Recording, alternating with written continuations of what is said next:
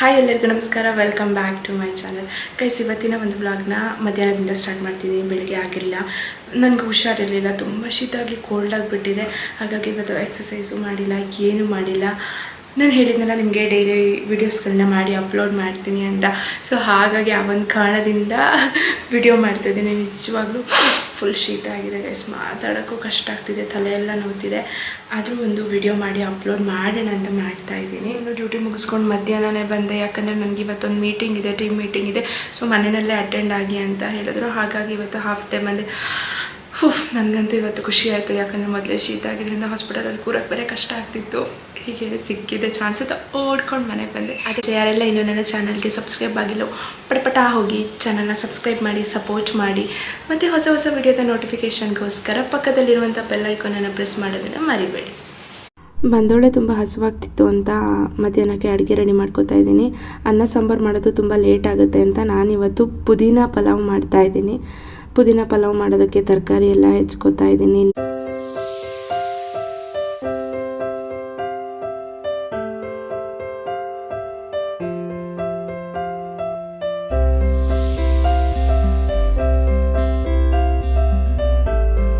ತರಕಾರಿ ಎಲ್ಲ almost ಹೆಚ್ಕೊಂಡಾಗಿದೆ guys. ಪುದೀನ ಪಲಾವ್ ಮಾಡೋದಕ್ಕೆ ಕ್ಯಾರೆಟು, ಬೀನ್ಸು, ಆಲೂಗಡ್ಡೆ, ಒಂದು ಟೊಮ್ಯಾಟೊ, ಒಂದು 5 ರಿಂದ 6 ಹಸಿಮೆಣಸು, ಪುದೀನ ಸೊಪ್ಪು ಮತ್ತು ಒಂದು ಸ್ವಲ್ಪ ಕೊತ್ತಂಬರಿ ಸೊಪ್ಪನ್ನು ಹೆಚ್ಚಿಟ್ಕೊಂಡಿದ್ದೀನಿ. ತರಕಾರಿ ಎಲ್ಲ ಹೆಚ್ಚಿಟ್ಕೊಂಡಿದ್ದೀನಿ. ಅಡುಗೆ ಮನೆ ಸ್ವಲ್ಪ ಮೆಸ್ಸಿ ಆಗಿತ್ತು ಅಂತ ಅದನ್ನು ಕ್ಲೀನ್ ಮಾಡ್ಕೊಳ್ತಾ ಇದ್ದೀನಿ. ಅಡುಗೆ ಏನೋ ಮಾಡಿಬಿಡ್ಬೋದು, ಬಟ್ ಕ್ಲೀನಿಂಗ್ ಮಾಡೋದಿದೆಯಲ್ಲ ಅದು ಮಾತ್ರ ತುಂಬ ಕಷ್ಟಕರವಾದ ಕೆಲಸ ಗೈಸ್. ಅಡುಗೆ ಮನೆಯೆಲ್ಲ ಆಲ್ಮೋಸ್ಟ್ ಕ್ಲೀನ್ ಮಾಡಿಕೊಂಡೆ. ಮೇಲ್ಮೇಲಕ್ಕೆ ಹಾಗೆ ಒರೆಸ್ಕೊಂಡೆ. ಸ್ಟವ್ ಆನ್ ಮಾಡಿಬಿಟ್ಟು ಕುಕ್ಕರ್ ಇಟ್ಬಿಟ್ಟು ಅದಕ್ಕೆ ಒಂದು 4 ರಿಂದ 5 ಚಮಚ ಎಣ್ಣೆ ಹಾಕ್ತಾಯಿದ್ದೀನಿ. ಎಣ್ಣೆ ಸ್ವಲ್ಪ ಕಾದ್ರ ಮೇಲೆ ಬೇ ಲೀಫ್ ಮತ್ತು ಚಕ್ಕೆ, ಹಾಗೆಯೇ ಒಂದು ಏಲಕ್ಕಿ, ಕಸೂರಿ ಮೇಥಿಯನ್ನು ಹಾಕಿ ಎಣ್ಣೆಯಲ್ಲಿ ಫ್ರೈ ಮಾಡ್ಕೊಳ್ತಾ ಇದ್ದೀನಿ. ಇವೆಲ್ಲವೂ ಎಣ್ಣೆಯಲ್ಲಿ ಚೆನ್ನಾಗಿ ಫ್ರೈ ಆದ ನಂತರ ಒಂದು ಆನಿಯನ್ನ ಕಟ್ ಮಾಡ್ಕೊಂಡಿದ್ದೆ, ಆನಿಯನ್ ಹಾಕ್ತಾ ಇದ್ದೀನಿ. ಹಾಗೆಯೇ ಆನಿಯನ್ನು ಸ್ವಲ್ಪ ಎಣ್ಣೆಯಲ್ಲಿ ಫ್ರೈ ಆದ್ರ ಮೇಲೆ ಒಂದು ಟೊಮೆಟೊ ಕಟ್ ಮಾಡ್ಕೊಂಡಿದ್ದೆ, ಅದನ್ನು ಹಾಕ್ತಾ ಇದ್ದೀನಿ. ಇವೆರಡನ್ನೂ ಚೆನ್ನಾಗಿ ಎಣ್ಣೆಯಲ್ಲಿ ಹುರ್ಕೊಳ್ಳೋಣ. ನಂತರ ಕಟ್ ಮಾಡಿಟ್ಟಿರುವಂಥ ತರಕಾರಿ, ಕ್ಯಾರೆಟು, ಬೀನ್ಸು, ಆಲೂಗಡ್ಡೆ, ಇದನ್ನೆಲ್ಲದನ್ನು ಎಣ್ಣೆಯಲ್ಲಿ ಚೆನ್ನಾಗಿ ಫ್ರೈ ಮಾಡ್ಕೊಳ್ಳೋಣ. ನಾವು ತರಕಾರಿನ ಎಷ್ಟು ಚೆನ್ನಾಗಿ ಫ್ರೈ ಮಾಡ್ಕೋತೀವೋ ರೈಸ್ ಕೂಡ ನಮಗೆ ಅಷ್ಟೇ ಟೇಸ್ಟಿಯಾಗಿ ಬರುತ್ತೆ. ತರಕಾರಿ ಹೋಳೆಲ್ಲ ಬೇಗ ಬೇಯಲಿ ಅಂತ 1 ಟೇಬಲ್ ಸ್ಪೂನಷ್ಟು ನಾನು ಸಾಲ್ಟ್ ಹಾಕ್ತಾಯಿದ್ದೀನಿ. ಹಾಗೆಯೇ ಒಂದು 1/2 ಟೇಬಲ್ ಸ್ಪೂನಷ್ಟು ಟರ್ಮರಿಕ್ ಪೌಡರ್ನ ಹಾಕ್ತಿದ್ದೀನಿ. ಇದೆರಡನ್ನೂ ಕೂಡ ಚೆನ್ನಾಗಿ ಮಿಕ್ಸ್ ಮಾಡಿಕೊಂಡು ತರಕಾರಿನ ಎಣ್ಣೆನಲ್ಲೇ ಬೇಯಿಸ್ಕೊಳ್ಳೋಣ. ಈಗ ಮಿಕ್ಸಿ ಜಾರಿಗೆ ಒಂದು 5 ಹಸಿಮೆಣಸು, ಒಂದು ಸ್ವಲ್ಪ ನೀರುಳ್ಳಿ, ಕೊತ್ತಂಬರಿ ಸೊಪ್ಪು, ಚಕ್ಕೆ, ಲವಂಗ, ಏಲಕ್ಕಿ, ಹಾಗೆಯೇ ಸ್ವಲ್ಪ ನೀರು ಹಾಕ್ಬಿಟ್ಟು ಇದನ್ನು ನೈಸಾಗಿ ಪೇಸ್ಟ್ ಮಾಡ್ಕೊಳ್ಳೋಣ. ಒಂದು 10 ನಿಮಿಷ ತರಕಾರಿನ ಎಣ್ಣೆನಲ್ಲೇ ಫ್ರೈ ಮಾಡ್ಕೊಂಡ ನಂತರ ತರಕಾರಿ ಹುಳು ಬೆಂದಿರುತ್ತೆ. ಆವಾಗ ರುಬ್ಬಿಟ್ಕೊಂಡಿರುವಂಥ ಮಸಾಲೆಯನ್ನು ಹಾಕಿ ಅದಕ್ಕೆ ಸ್ವಲ್ಪ ನೀರು ಹಾಕಿ ಇದನ್ನು ಚೆನ್ನಾಗಿ ಹಸಿ ವಾಸನೆ ಹೋಗೋ ತನಕ ಕುದಿಸ್ಕೊಳ್ಳೋಣ. ಹಸಿ ವಾಸನೆ ಹೋದ್ರ ಮೇಲೆ ನಾನಿಲ್ಲಿ 1 ಕಪ್ ಆಗುವಷ್ಟು ಅಕ್ಕಿ ಹಾಕ್ತಿದ್ದೀನಿ. ಅಕ್ಕಿ ಹಾಕಿ ಅದಕ್ಕೆ 1.5 ಲೋಟ ಆಗುವಷ್ಟು ನೀರನ್ನು ಮಿಕ್ಸ್ ಮಾಡಿ ಮೇಲ್ಗಡೆಯಿಂದ ಕೊತ್ತಂಬರಿ ಸೊಪ್ಪು 1 ಮುಷ್ಟಿ, ಪುದೀನ ಸೊಪ್ಪು 1 ಮುಷ್ಟಿ, ಹಾಗೆ 4 ರಿಂದ 5 ಚಮಚ ಮೊಸರು, ಇದೆಲ್ಲವನ್ನು ಹಾಕಿ ಮಿಕ್ಸ್ ಮಾಡ್ಕೊಳ್ಳಿ. ಎಲ್ಲ ಚೆನ್ನಾಗಿ ಮಿಕ್ಸ್ ಮಾಡ್ಕೊಂಡಾದ ನಂತರ ಕುಕ್ಕರ್ ಮುಚ್ಚಳನ ಮುಚ್ಚಿ ಒಂದು 3 ವಿಸಿಲ್ನ ಮಾಡಿ. ಇಷ್ಟ ಗೈಸ್, ಸಿಂಪಲ್ಲಾಗಿ ಯಾರು ಸಿಂಗಲ್ ಆಗಿ ಬ್ಯಾಚುಲರ್ಸ್ಗಳು ಯಾರೆಲ್ಲ ಇರ್ತಾರೋ ಅವ್ರಿಗೆಲ್ಲ ಇದೊಂದು ಸೂಪರ್ ಟೇಸ್ಟಿ ರೆಸಿಪಿ ಅಂತಲೇ ಹೇಳ್ಬೋದು. ನೀವು ಕೂಡ ಒಮ್ಮೆ ಮನೆಯಲ್ಲಿ ಟ್ರೈ ಮಾಡಿ ಟೇಸ್ಟ್ ಹೇಗೆ ಬಂದಿದೆ ಅಂತ ನನಗೆ ಹೇಳಿ. ನನಗಂತೂ ಈ ಥರ ಮಾಡ್ಕೊಂಡು ತಿನ್ನೋದಂದರೆ ಇಷ್ಟ. ನನಗೆ ಯಾವಾಗಲೂ ಏನಾದರೂ ತಿನ್ಬೇಕನ್ಸಿದ್ರೆ ಹೀಗೆ ಮಾಡ್ಕೊಂಡು ತಿಂತೀನಿ. ಮಧ್ಯಾಹ್ನ ಊಟ ಎಲ್ಲ ಮುಗಿಸಾದ್ರ ಮೇಲೆ ನನ್ನ ಟೀಮ್ ಮೀಟಿಂಗ್ ಕೂಡ ಇತ್ತು, ಅದು ಕೂಡ ಮುಗೀತು. ಸಂಜೆ ಆಗೋಷ್ಟೊತ್ತಿಗೆ ನಂಗೆ ಸ್ವಲ್ಪ ಕೆಮ್ಮು ಜಾಸ್ತಿ ಆಗಿತ್ತು. ಹಾಲಿಗೆ ಅರಿಶಿನ ನೀರು ಹಾಕ್ಕೊಂಡು ಕುಡಿತಾ ಇದ್ದೀನಿ. ಹಾಲು ಕುಡಿಯುವಾಗ ಸೂರ್ಯ ಕೂಡ ಮುಳುಗ್ತಾ ಇದ್ದ. ಸೂರ್ಯನನ್ನು ನೋಡ್ತಾ 2025ರಲ್ಲಿ ನಾನು ಬರೆದಿರುವಂಥ ಡೈರಿಯನ್ನು ಓಪನ್ ಮಾಡಿಕೊಂಡು ಓದ್ತಾ ಕೂತ್ಕೊಂಡೆ.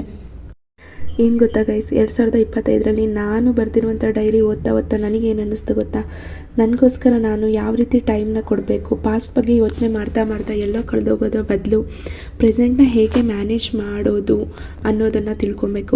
10 ನಿಮಿಷ ನಾವು ನಮಗೋಸ್ಕರ ಟೈಮ್ ಕೊಡಬೇಕು.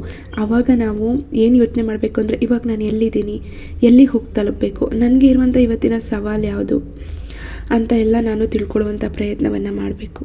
ನಮ್ಮನ್ನು ಹಾಗೆ ನಮ್ಮ ಮನಸ್ಸನ್ನು ನಮಗಿಂತ ಚೆನ್ನಾಗಿ ಬೇರೆಯವರು ಅರ್ಥ ಮಾಡ್ಕೊಳ್ಳೋಕ್ಕೆ ಸಾಧ್ಯನೇ ಇಲ್ಲ. ಇನ್ನೊಂದು ಇಂಪಾರ್ಟೆಂಟ್ ಏನು ಗೊತ್ತಾ, ನಿರ್ಧಾರಗಳನ್ನು ತಗೋದನ್ನು ಕಲಿಬೇಕು. ನಮ್ಮ ನಿರ್ಧಾರಗಳನ್ನು ಬೇರೆಯವ್ರಿಗೆ ತೊಗೊಳಕ್ಕೆ ಬಿಡ್ತೇನೆ, ನಾವೇನೇ ತೊಗೊಬೇಕು. ನಾವೇನೋ ಒಂದು ಡಿಸಿಷನ್ ತೊಗೋತೀವಿ, ಬರೀ ಡಿಸಿಷನ್ ತೊಗೊಂಡು ಅಲ್ಲಿಗೆ ಬಿಡೋದಲ್ಲ, ಅದ್ರ ಮೇಲೆ ಆ್ಯಕ್ಷನ್ ಪ್ಲ್ಯಾನನ್ನು ಹಾಕಬೇಕು. ಗೈಸ್, ಸಮಯ ತುಂಬ ಇಂಪಾರ್ಟೆಂಟು. ಸಮಯ ಒಂದು ಸಲ ಕಳೆದೋದ್ರ ಮೇಲೆ ಮತ್ತೆ ಯಾವತ್ತೂ ಅದು ವಾಪಸ್ ಬರೋದಿಲ್ಲ. ಸಿಕ್ಕಿರುವಂಥ ಸಮಯದಲ್ಲಿ ನಮ್ಮ ಗುರಿ ಸಾಧಿಸೋದಕ್ಕೆ ಏನೆಲ್ಲ ಪ್ರಯತ್ನಗಳು ಮಾಡಬೇಕು, ಏನೆಲ್ಲ ಪ್ಲಾನಿಂಗ್ಸ್ ಮಾಡಬೇಕು, ಅವೆಲ್ಲವನ್ನು ಕೂಡ ನಾವು ಮಾಡ್ಕೋಬೇಕು. ಕಡಿಮೆ ಮಾತಾಡಬೇಕು, ಕೆಲಸನ ಜಾಸ್ತಿ ಮಾಡಬೇಕು. ಸಾಧ್ಯ ಆದಷ್ಟು ಬೇಡದೇ ಇರೋ ವಿಷಯಗಳಿಂದ ದೂರ ಇರಬೇಕು. ನಾವೆಷ್ಟು ಬೇಡದೇ ಇರೋ ವಿಷಯಗಳಿಂದ ದೂರ ಇರ್ತೀವೋ ಅಷ್ಟು ನಮಗೆ ನೆಮ್ಮದಿ ಜಾಸ್ತಿ. Life is distraction is equal to concentration ಅಂತಾರಲ್ಲ. ಹಣ ಸಂಪಾದಿಸಬೇಕು, ಉಳಿಸಿ, ಮತ್ತು ಎಲ್ಲಾದರೂ ಇನ್ವೆಸ್ಟ್ ಮಾಡಿ, ಆದರೆ ವೇಸ್ಟ್ ಮಾತ್ರ ಮಾಡಬೇಡಿ. ಫಾರ್ ಎಕ್ಸಾಂಪಲ್, ನಮ್ಮ ಹತ್ರ ಎಷ್ಟು ಬಟ್ಟೆಗಳಿವೆ, ಖರೀದಿ ಮಾಡಿದ ನಂತರ ನಾವು 3-4 ಸಲ ಹಾಕ್ಬೋದು ಅಷ್ಟೇ. ಬೇಡದೇ ಇರೋ ವಸ್ತುಗಳನ್ನು ಖರೀದಿ ಮಾಡೋದಕ್ಕೂ ಮುಂಚೆ ಒಂದು 10 ಸಲ ಯೋಚನೆ ಮಾಡಿ. ಇಮಿಡಿಯೇಟಾಗಿ ಯಾವುದೇ ಒಂದು ವಸ್ತುನ ಖರೀದಿ ಮಾಡೋಕ್ಕೆ ಹೋಗಬೇಡಿ.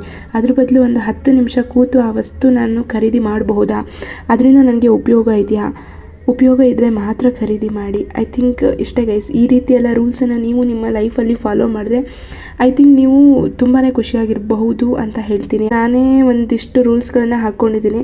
ಅದನ್ನು ನನಗೆ ಯಾಕೋ ನಿಮ್ಮ ಜೊತೆ ಶೇರ್ ಮಾಡಬೇಕನ್ನಿಸ್ತು. ಸೊ ನಾನು ಹಾಗಾಗಿ ನಿಮ್ಮ ಜೊತೆ ಶೇರ್ ಮಾಡಿದೆ. ನಿಮ್ಮ ಲೈಫಲ್ಲೂ ಈ ರೀತಿ ರೂಲ್ಸ್ಗಳನ್ನ ಹಾಕ್ಕೊಳ್ಳಿ, ಖುಷಿಯಾಗಿರಿ. ನಿಮ್ಮನ್ನು ಖುಷಿಪಡಿಸುವಂಥ ಕೆಲಸನ ಬೇರೆಯವ್ರಿಗೆ ಕೊಡಬೇಡಿ, ನಿಮ್ಮ ಖುಷಿಯನ್ನು ನೀವೇ ಕಂಡುಕೊಳ್ಳಿ. ರಾಯರನ್ನು ನಾನು ತಂದೆಯಾಗಿ, ಗುರುವಾಗಿ, ಒಬ್ಬ ಗೆಳೆಯನಾಗಿ ನಾನು ಅವರನ್ನು ತುಂಬ ಇಷ್ಟಪಡ್ತೀನಿ, ತುಂಬ ಗೌರವಿಸ್ತೀನಿ, ಹಾಗೆಯೇ ತುಂಬ ನಂಬ್ತೀನಿ. ರಾಯರ ಹಾಗೆಯೇ ನನ್ನ ನಡುವಿನ ಕನೆಕ್ಷನು ಪ್ರಾಪಂಚಿಕ ಒಂದು ಸಂಬಂಧ, ಆ ಗೆಳೆತನಕ್ಕೂ ದೇವರ ನಡುವೆ ಇರುವಂತಹ ಗೆಳೆತನಕ್ಕೂ ಒಂದು ಸಾಕಷ್ಟು ರೀತಿಯ ವಿಭಿನ್ನವಾದ ಒಂದು ಡಿಫ್ರೆನ್ಸಸ್ ಇರುತ್ತೆ. ಈ ಕೋಟ್ಯಾನುಕೋಟಿ ಜೀವರಾಶಿಯಲ್ಲಿ ಭಗವಂತನಿಗೂ ಹಾಗೆಯೇ ನಮಗೂ ಯಾವುದೋ ಒಂದು ರೀತಿಯ ಒಂದು ಸಂಬಂಧ ಇದ್ದೇ ಇರುತ್ತೆ. ಬಟ್ ಅದು ನಮಗೆ ಗೊತ್ತಾಗೋದಿಲ್ಲ ಅಷ್ಟೇ.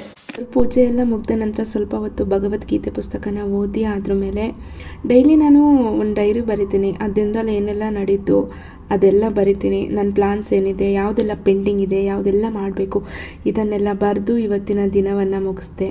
ಇಷ್ಟೇ ಗೈಸ್ ಇವತ್ತಿನ ವ್ಲಾಗ್. ಐ ಹೋಪ್ ನಿಮ್ಮೆಲ್ಲರಿಗೂ ಇಷ್ಟ ಆಗಿರ್ಬೋದು. ಇಷ್ಟ ಆದರೆ ವಿಡಿಯೋನ ಲೈಕ್ ಮಾಡಿ, ಶೇರ್ ಮಾಡಿ, ಚಾನಲ್ನ ಸಬ್ಸ್ಕ್ರೈಬ್ ಮಾಡಿ ಆ್ಯಂಡ್ ಸಪೋರ್ಟ್ ಮಾಡಿ.